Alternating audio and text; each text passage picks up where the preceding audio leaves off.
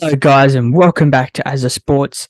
And today, I'm going to be going over um, round one, which has just completed last night, and basically just previewing the crazy round that we just went through. It was unbelievable. But before we do, make sure you like and subscribe this video, keep your notifications on, and keep updated on my videos coming up. And yeah, thank you guys for tuning in. And yeah, let's get into it. So the first game of the round was the Eels and the Storm, which was 16-12 to the Storm. It was a very good game. I would probably say, as I predicted at the start of the week, it was going to be one of the games of the round. It was a bit sloppy in terms of there was errors and there was quite a few penalties and whatnot, which I mean is always prone to happen because it is round one. But both teams played decently well. Parramatta showed a lot of good signs. I still think Parramatta did throw that game away, so we'll get into it. So Penasini was the first try scorer, scored off a nice grubber. I think it was from Moses, I'm pretty sure. Um, Started off well there for the Eels. They got a penalty goal early too. Um, but yeah, it was a pretty backwards forwards game because Parramatta scored first through Penasini, and then Nick Meaney scored a little bit later. The Eels defended well to start with. They defended quite well. I can't 100% remember what the score was at half time. I think might have been 6-all or something like that. Yeah, I'm pretty sure it was 6-all at half time. And then obviously the game did go into full time, into extra time. When Barlow scored that beautiful try. I will just say quickly, I did say at the start of the week, Josh Hodgson is a quality player, and we saw that the other night. I don't understand. I know Reed Money was a big loss, but I did say that Josh Hodgson is a very quality player, and we all saw that on Thursday night. He was very good for Parramatta. The way he set up that try, the way he just dummied out the back, no look. Although Munster did rush out of the line, but still was a beautiful play and got Barlow straight through, an easy try for Parramatta. But it was a good work by Hodgson, and he was good all night, really. He was probably Parramatta's best player on the field, I would say. And then on the other hand, Harry Grant for the Storm was unbelievable. Munster played pretty well too. Although he's got a finger injury, so he might be out for 2 to 3 weeks. So that's a big loss for the Storm at this time of the year. But Harry Grant was very good, especially in that golden point. He got them the match-winning try there. After again, Parramatta just got a 7-tackle set in golden point, and then tackle 3, they were on the halfway line, and they try and throw an expensive play. Dylan Brown unfortunately knocks it on, and then that's how Melbourne Storm go on and get close enough to the line, and they get the job done through Harry Grant. But the Storm did have quite a few chances themselves. Like they had like 2 or 3 attempts at the field goal, and they missed all of them. Munster's was like went 20 meters wide. Meaney's was, I think, short. His attempt, but eventually they just went through Harry Grant. He just reached out and scored next to the post. Some lazy defenders from Parramatta around the ruck, but it was a very good game. Yeah, but yeah, unlucky there for Parramatta, but they did show good signs. Hodgson was good. Moses, he was okay. He did pretty well.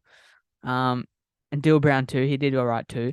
Their forward pack was pretty good, but I felt like at times, again, errors let them down and penalties.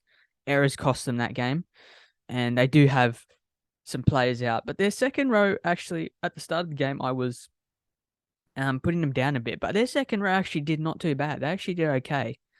So, but yeah, once they get back to full strength, Parramatta will be okay. But for round one, they did well, but they just weren't quite good enough against Melbourne. So their round one victories has so now they haven't lost a round one game in 20 years, Melbourne. That's unbelievable.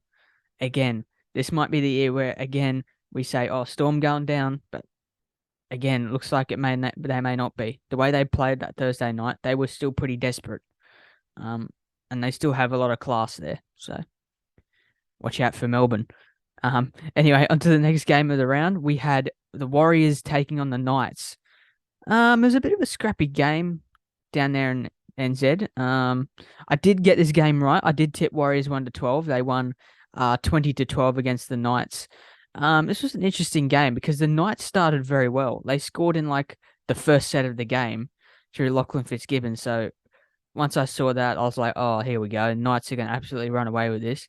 But to the Warriors' credit, they were actually very good in this game. They defended very well. CNK was outstanding. He was a great buy.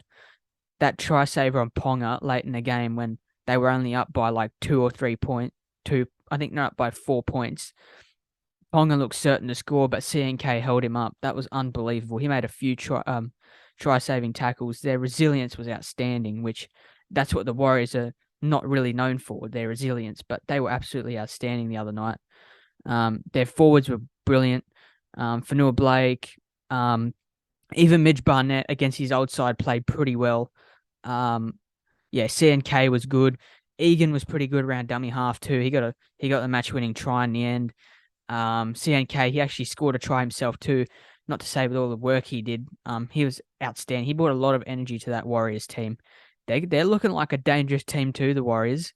The way they played, I know it was against the Knights, but they still played pretty damn well, and they had a lot of pressure at them on them at the end of the game there, where the Knights were on their line for like 4 or 5 sets in a row, and they kept getting set restarts, and the Warriors looked really gassed, but they just got away with it. And Sean Johnson too, he also looked pretty good in that game too. He looked a lot involved. He steadied the ship there well there for the Warriors. So good to see Sean Johnson playing well. But for the Knights, yeah, I mean, again, errors cost them. They didn't really look cohesive at all.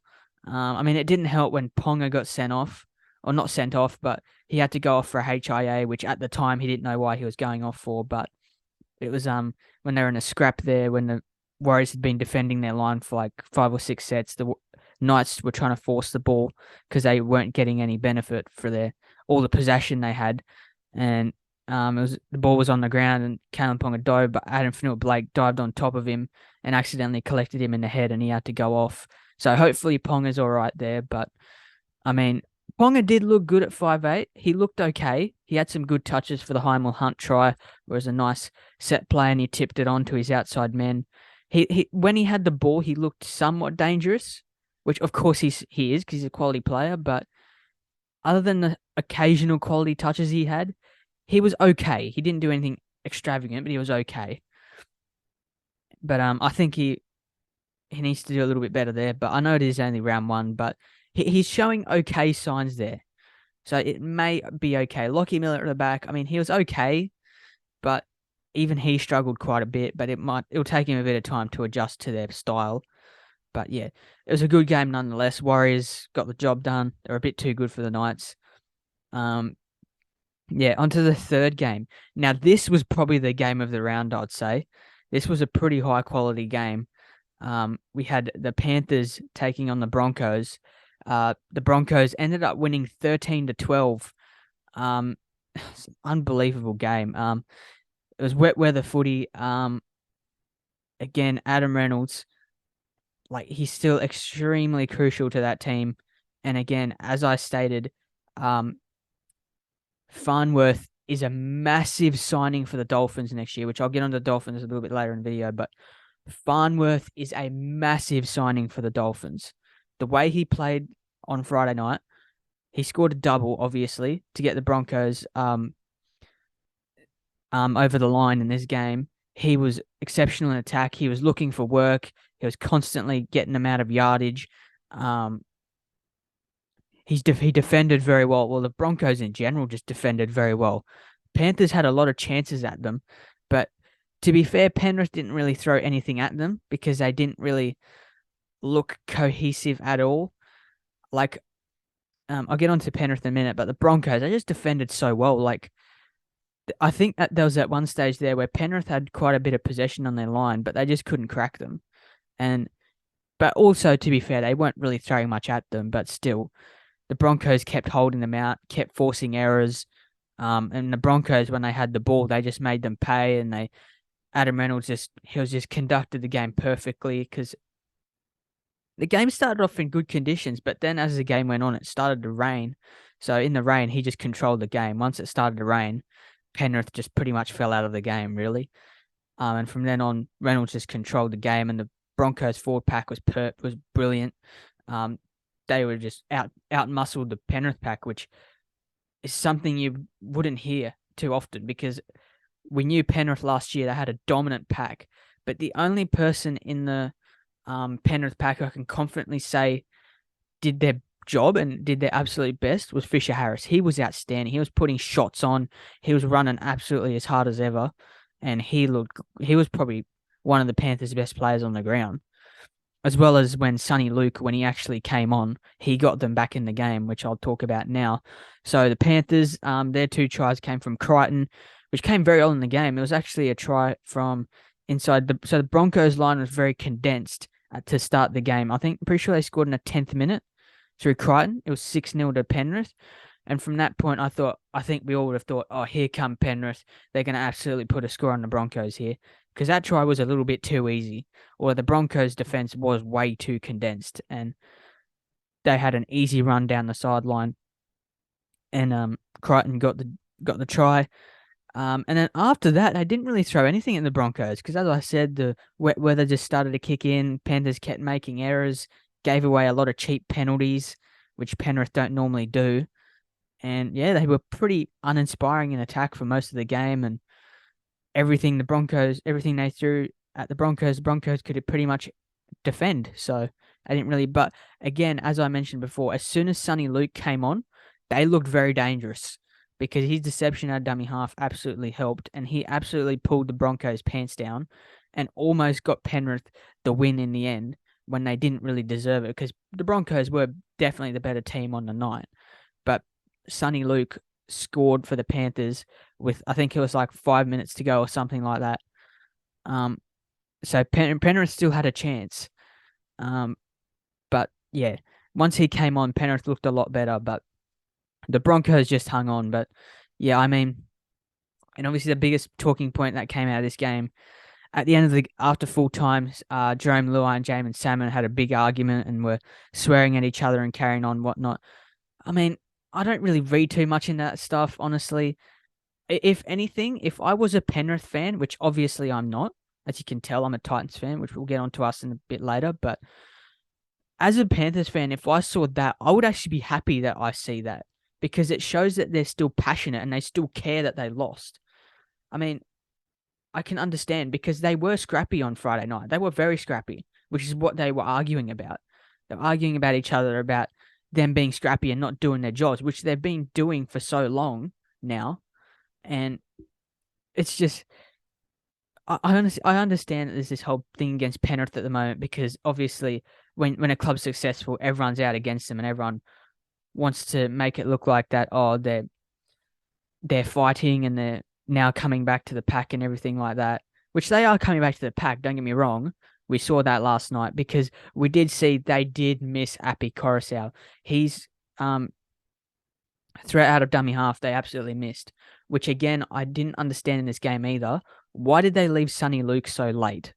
You saw the immediate impact. We all saw the immediate impact he had as soon as he came on, and he pretty much got Penrith back to a chance to win. He gave them a massive chance, but they just weren't good enough. But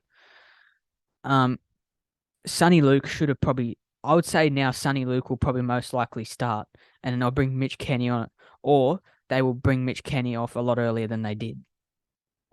But yeah, it was a very good game. But yeah, they definitely missed Api Coruscant's brilliance out of dummy half. Sorry. But yeah, Sonny Luke definitely does play a lot like Api Coruscant. So they definitely will. I'd say they need to just give Luke a lot more minutes because he looks like a real threat. But yeah. Anyway, back to the so that argument. Honestly, it's nothing. Like seriously, like I don't think people should read too much into it. It's just that if anything, it just shows that they're passionate and they do care about the result, which wasn't on their side that night, but at least they still care and they're not giving up and going, oh, well, it's just one loss, but they still do care. So they're still going to be up there this year. So Panthers fans, don't stress. Like, you guys are going to be fine. But yeah. Next game we had Manly taking on the Doggies. This was an absolute annihilation. So I did tip Manly, but I said only 1 to 12 because I thought, oh, it might take a bit of time for Turbo to kick in. Um, and I did think, which I was absolutely proven wrong by. I thought the Manly pack was going to struggle, but oh boy, was I wrong. So the score ended up being 31-6 to Manly. They had an absolute field day against the Doggies. So again, onto Manly. So their forwards were absolutely outstanding. They were absolutely dominating the Doggies, all over them, just ran over them, powered over them. Absolutely. Yeah, so I was absolutely wrong about Manly's pack for this game, but I'm still not 100% um sold on them because it only has been one game. But if they can keep this up for like another for most of the year, then I have definitely been proven wrong about Manly's forward pack. Um, but yeah, they were absolutely dominant on Saturday. And then yeah, Turbo looked very good in his comeback game. He scored that try and he looked pretty good in attack. He was pretty solid defensively. Like he did a lot of good work coming out of yardage. So Turbo looks like he might be coming back to his best, but we all know what he can do. And DCE had an absolute blinder. He scored a hat trick, um, which was very interesting. But yeah, two of them were from the Doggies era. One was from a knock on from the Doggies, and the other one was from a poor pass at the very end of the game. But yeah, DCE played very well. Even Cooper Johns had some good touches there. Um, and yeah, Garrick got the other try, which was from a set play from a I think it was a Doggies error, and I think that was when Kyle Flanagan got sin binned for taking Ruben Garrick off the ball or tackling someone off the ball or something like that. But yeah, and then obviously yeah, Marnie got the consolation try there for the Doggies at the start of the game. It was a nice little dummy half scoot. But other than that, the Doggies like kind of like who do we say? Kind of like the Panthers. They just made too many errors and they didn't really have any spark in attack. They were very uninspiring. Their forward pack got absolutely dominated. Um, and yeah, they just didn't really have creativity. They threw too many passes that they didn't need to.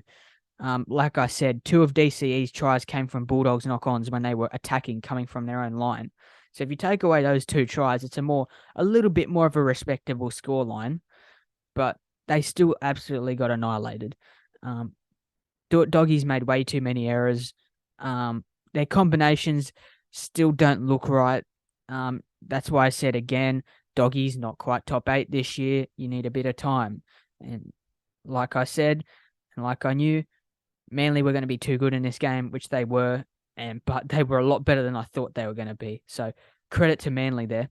They played absolutely amazing.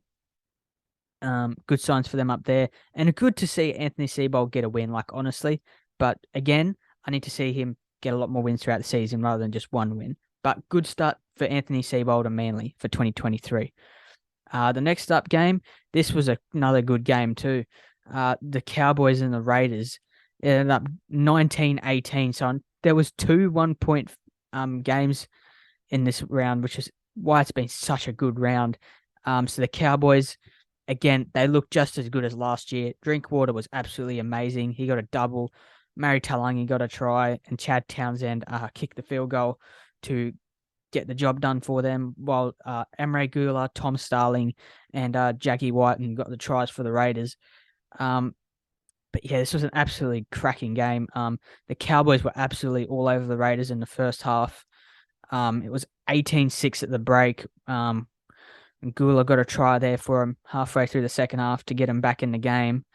But yeah, the Cowboys looked absolutely amazing. Tommy Dearden looked good. Reece Robson was amazing at a dummy half. Scott Drinkwater still looked extremely threatening. Their forwards looked still very sharp and good. Cowboys, yeah, they're still a very good side this year. And yeah, the Raiders, I mean, they were pretty poor in the first half, but they did have to do a lot of defending. So they obviously did make quite a lot of errors and they gave away quite a few penalties. But yeah, I mean, the Raiders, they were pretty decent in this game. Like they did pretty well considering, as I said during for so I'll link my um round one preview in the description. Um but yeah, I did say that the Raiders would absolutely get annihilated in this game because it was up in Queensland, Cowboy Stadium. It was very hot. Um but the Raiders did very well to come back in this game. Um in the second half they started very well.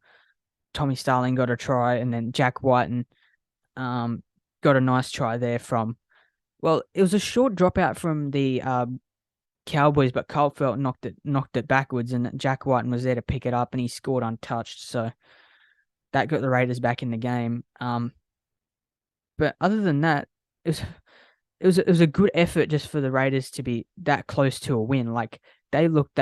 It looked like they were. I was gonna be right. It looked like the Cowboys were absolutely gonna thrash them, but the Raiders did very well to come back, and I think they were very proud of their effort to come back. But they'd be a bit annoyed that they wouldn't have didn't win that game. But they did have to defend. And I did hear in a press conference after that Ricky Stewart was sort of complaining that um apparently the RPA doesn't trust coaches, um and all that kind of stuff about keeping players on with concussions because they did have a period there where they had to defend a lot, and then they had some concussions and stuff like that, which they had to deal with. Which, again, is credit to the Raiders for coming back from that adversity to even come back to make this game a 1 point game.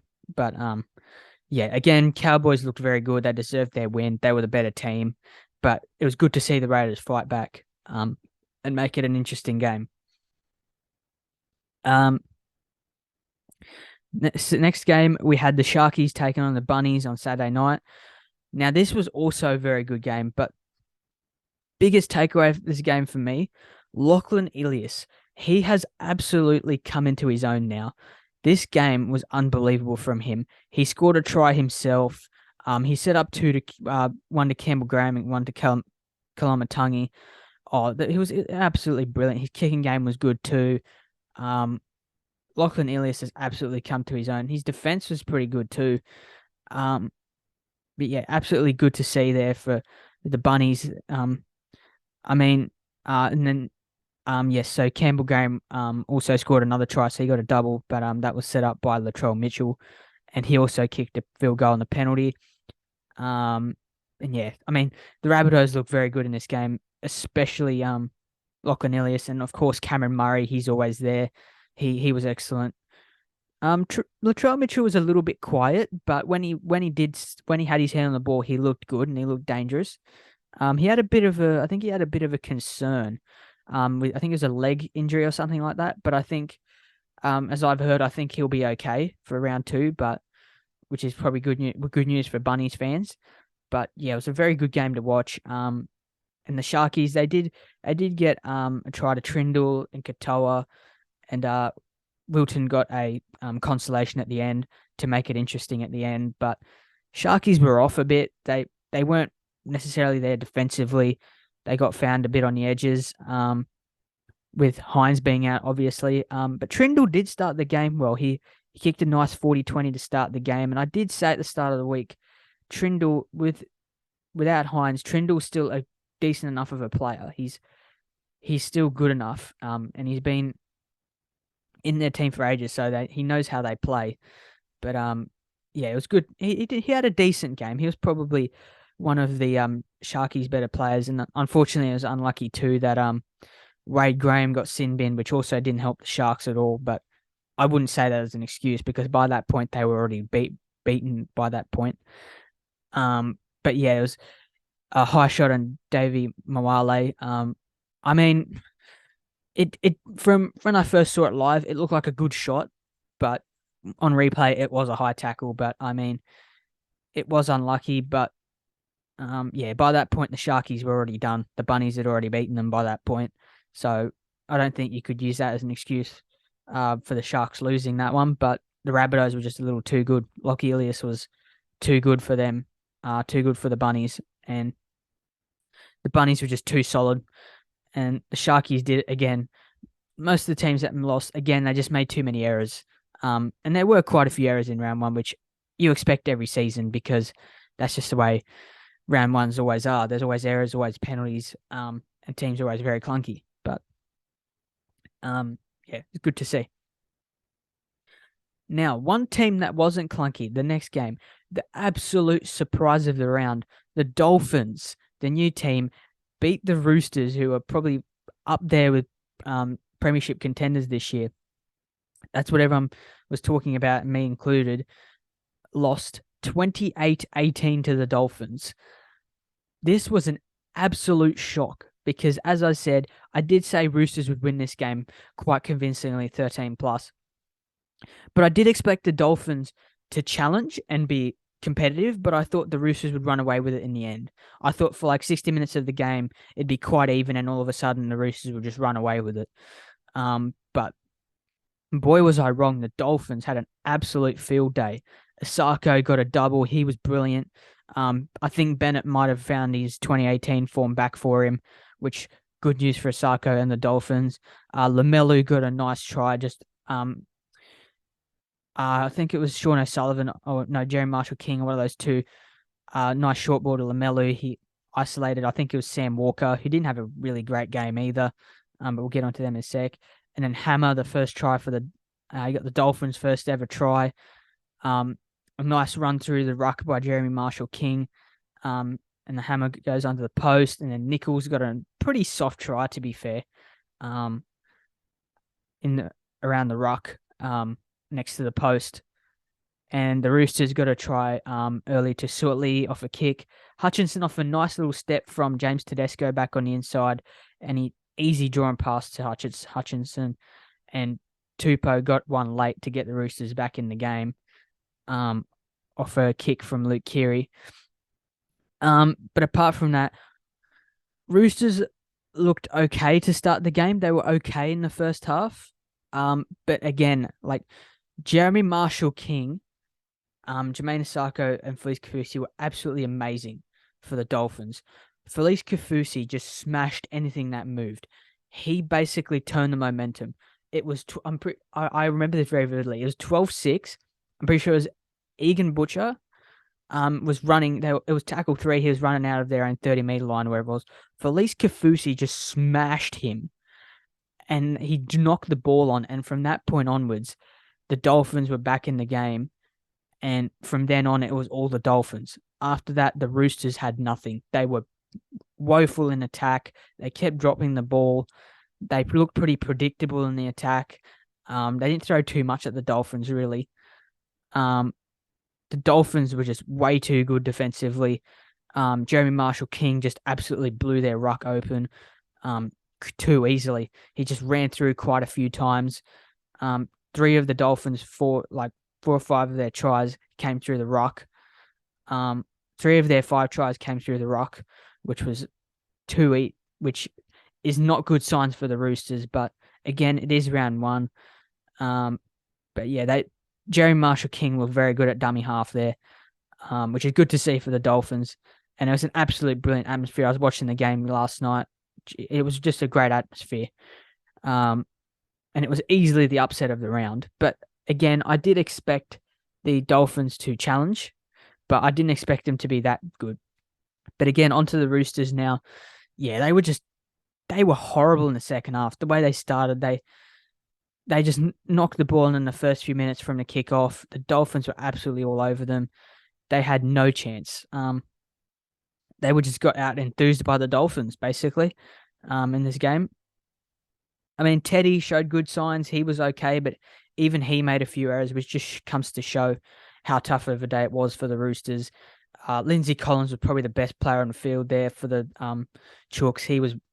He never took a backward step. He was taking it to the Dolphins all day. Keary had occasional good touches, but he made quite a few errors himself. Radley got unlucky being sent to the head bin a few times. Sent to the head bin. It's just unlucky day for the Roosters. Although they did, to be fair though to the Roosters, they did also like Tupou and I think one of our other centers. They did bomb 2 tries. So if they didn't bomb those 2 tries, it could have also been a very different game. But again, because of errors, the Dolphins just took advantage. and they just made the Roosters pay. And their defense was way too good. And Sean O'Sullivan so showed a steady hand there too, and which I expected him to. And Isaiah Katoa, again, he's a good little player, and I'm very excited to see how he plays for the rest of the year. But yeah, again, Dolphins were just way too good in that one. It was great to see. And then last game of the week, again, my boys, the Titans, we were too good for the Tigers. This game, I love to see this game. It was a good game. So for the first 7 minutes, the Tigers were absolutely all over us. We didn't touch the ball until the 8th minute, which is when we scored our first try through Philip Sammy. It was a beautiful, again, foreign, which I'll get onto in a sec about foreign. There's a lovely short ball to David Fifita. He went straight through the hole. Lovely pass out to Phil Sammy. He scores untouched. It was a great start for us. Although, again, saying that the first 7 minutes, they were absolutely all over us, which was, I was so impressed by our defense. If this was us a few seasons ago, in those first 7 minutes, we would have definitely cracked. There was a few chances where we nearly cracked, but we made last-ditch try savers. Our defense was worked well together. It looked like they were communicating. Everyone was on the same page, and everyone was there. They were there for each other, which was great to see. There was a lot of good resilience I saw there from us. But again, the Tigers, they did make quite a few mistakes, and they kind of played weird last night because when they were throwing the ball around, they looked very dangerous. But when they stopped doing that, they didn't look quite as dangerous. But they also made quite a lot of errors. But again, they look a weird side to me because they don't because they did have Tim Sheens there in the coach's box with Benji as well. And both coaches, so Sheensy's the one that likes to get the team to keep throwing the ball around, which is when they did that, they looked very threatening in the first 7 minutes. But yeah, Benji's probably more reserved and a bit more structured, I'd say. So that clash of how they want to play, I could definitely see that yesterday. Like the Tigers looked like they didn't quite know how they wanted to play. But again, the Titans, we were just a bit too good for them. So yeah, Tigers got a try to Dane Laurie. There's a nice set play from Dewey, a nice short ball to Laurie. Just got our edge defense. That's when Jaden Campbell came on after Kieran Foran went off with that knee concern, which I really pray and hope that it's nothing too serious. But from what I've heard, I think it may be a PCL, as they're saying, a PCL injury. But as I've heard after the post game, I think they're saying that he's going to be back shortly. I think he definitely will be out for a few weeks from looking at the injury because he could barely run on the field. He was struggling to get back on side a lot. But I'm just praying for his sake and our sake that he's okay. But yeah, I'm hoping it's not a serious injury. But from what I'm hearing, it's a PCL, not an ACL, which is good. Because ACLs are the one that are full, basically your year's gone. PCL, you can come back from a little bit. They're not as bad. But yeah, again, I thought Stimson, he filled in, he did a brilliant job defensively, especially with Bo Firma, who I feel absolutely gutted for. He was absolutely our best player last year. I felt very sorry that he got his ACL. He just unbelievable. Like he was absolutely amazing last year. He was pretty good in the trials too, actually. But yeah, absolutely gutted for the dude. I love watching him play last year. Yeah. I feel very gutted for him, but the side did step up. Sammy McIntyre got a try too there, start of the second half. It's a weird start to the second half because obviously we had that penalty which went our way from the captain's challenge. But to be fair, which I was saying when I was watching it live, I said, this is absolutely right because this also happened to us in round 1 last year against Parramatta when we were going to retreat from the ruck and the Parramatta players placed it on our feet and while we were stepping our feet back and they placed it on our foot and they lost control. They got that as a penalty. Now we got that as a penalty this year. So if anything, this just now balanced it back up from last year. But the Tigers still should have defended that. We went up there too easily. And it was a nice try from Tanner Boyd. Again, Tanner Boyd was pretty good in that game. He kicked pretty decently. He didn't do kick too badly. His attacking kicks were brilliant. The one he kicked to get Sammy McIntyre, his try. I mean, with that one again, like the Tigers, Isaiah Papali'i and Dane Laurie weren't communicating. Ended up hitting Papali'i's leg, and McIntyre's there, and he just cleans it up and scores. Like again, that's what I mean. Like Tigers, they didn't really know what style they want to play, and they still seem very uneven. They're not quite as a cohesive group yet, which is going to take time, obviously, but they just didn't quite know how they wanted to play. And obviously, AJ Brimson got that beautiful try to basically seal us the game. That scrum play, JC just skips across, a nice little quick inside ball. Brimson just sprints off and he's gone. That was a beautiful try. But yeah, we were just a bit too good. But again, the big takeaway from this game for me is that Tigers just don't really quite know yet how they want to play, which is a bit interesting. Their forward pack looked okay, but they weren't quite as good as ours. Ours was a little bit better on the night. But Appy looked okay, but again, he can't do much if the forwards around him aren't giving him much room, space to work with. So they did make quite a few errors. Dewey looked good. Laurie looked good. Luke Brooks had some good touches too, actually, at the start of the game, but he kind of went missing towards the end. But yeah, it wasn't a great showing from the Tigers, but they will get better eventually. But they did show a lot of good signs. The Tigers. With us, yeah, I was very happy with our defense. Honestly, only conceding 10 points. Absolutely great to see, considering the amount of pressure they put on us, especially that first 7 minutes and probably the first 20 minutes of the second half, like that 10 minutes after Sammy Mack scored his try. Easily, we were under a lot of pressure, and the way we handled it was absolutely. I was very pleased. And our attack was like when we had the ball, we made the Tigers pay, which was very good. Our execution was pretty good, but again, like I said, I'm just hoping that Kieran Foran's injury is not too serious. And yeah, keen to see us next week play against the Dragons, who had the bye this week, obviously. So I'm very keen for that. Anyway, well done to my boys, and yeah, very happy with the performance. So yeah, that's all 8 games for this week. Yeah, it's a very, very great week of footy. A lot of good games, some great upsets with the Dolphins.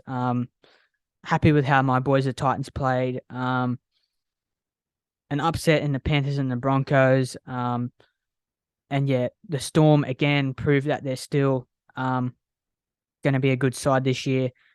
The Doggies proved that they still got a lot of work to do. Manly proved that their forward pack is still very good, which I underestimated quite a bit. But yeah, and then the Cowboys also show that they're still a very quality side this year. And yeah, it was just an absolutely amazing weekend of footy. Can't wait for round 2 to start, honestly, already. So yeah, this will be the end of my video now. Thank you guys for tuning in. As I said at the start, like and subscribe if you like my content. And turn your notification bells on down below so you'll be updated as soon as I upload. And yeah, I'll catch you guys in my next video, and which will be on most likely on Wednesday. I will release that video for my preview of next week, and preview / tips, whatever you'd like to call it. And yeah, thank you guys for watching, and I'll see you then. Cheers, guys.